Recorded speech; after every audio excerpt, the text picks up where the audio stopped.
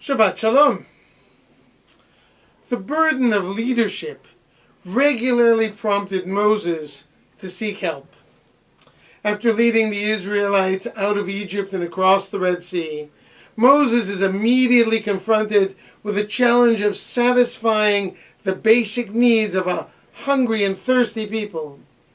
With God's direct intervention, Moses is able to turn bitter waters and make them sweet and potable, and to provide a daily supply of manna to feed a population of perhaps 2 million people or more.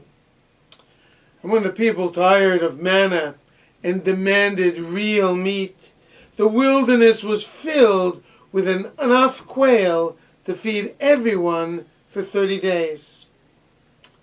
But when it came to administration and the dispensing of justice, Moses, frankly, was in over his head.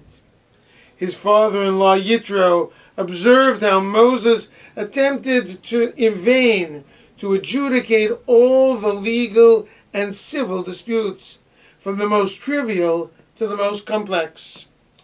No single individual could be expected to manage that task alone.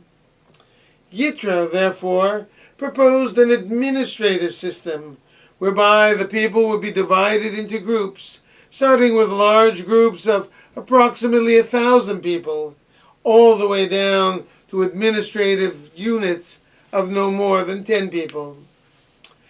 As the cases became more complex, the case would be heard by a leader responsible for a larger group, such that only the most complex cases would be brought to Moses.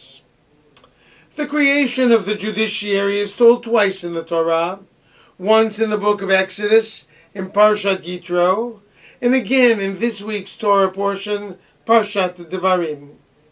In the book of Exodus, Yitro, the father-in-law of Moses, suggests that Moses choose leaders who are Anshei Chayil, capable men, who fear the Lord, who are honest, and who are repulsed by ill-gotten gain, avarice, and greed.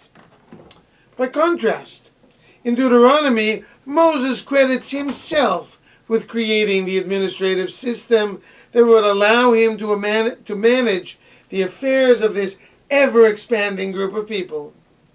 This time, however, the criteria for leadership are different.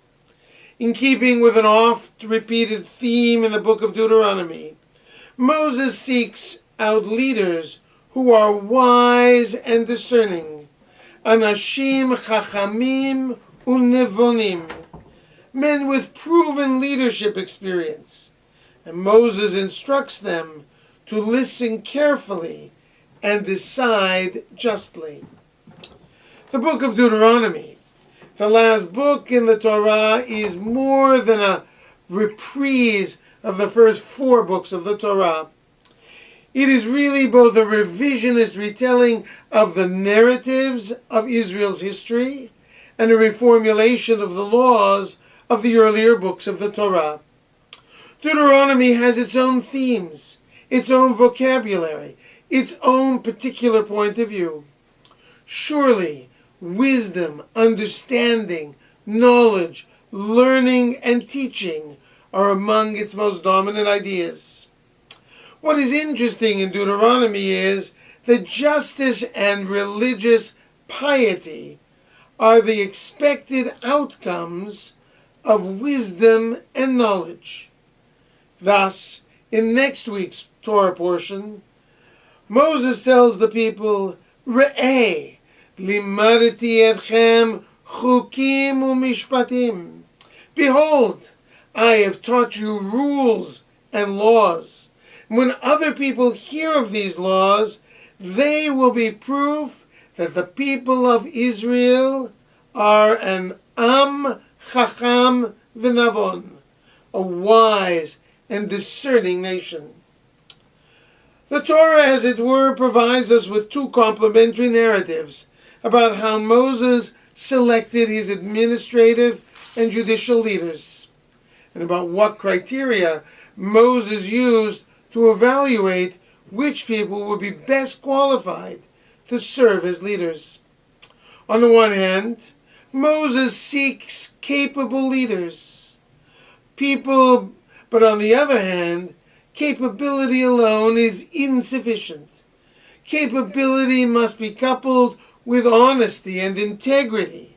The capable leader must be untainted by corruption, by greed and avarice, and must exhibit a personal piety in his or her relationship with God and other people.